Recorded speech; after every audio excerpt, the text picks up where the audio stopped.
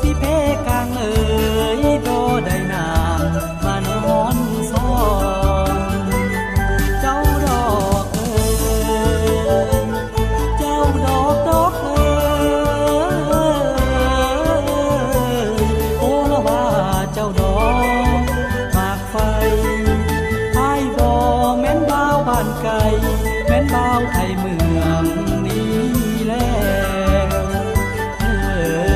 เจ้าแก้มมาแก้มปีดี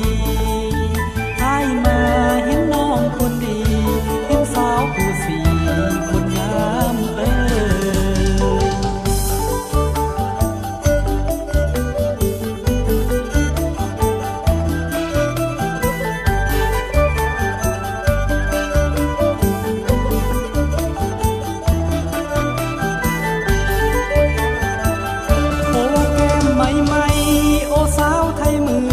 บ้านเฮานี่นะ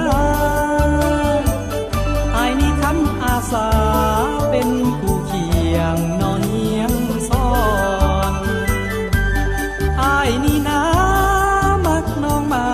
ก็หมายมาสอนอ้ายนี่หมายมาสอน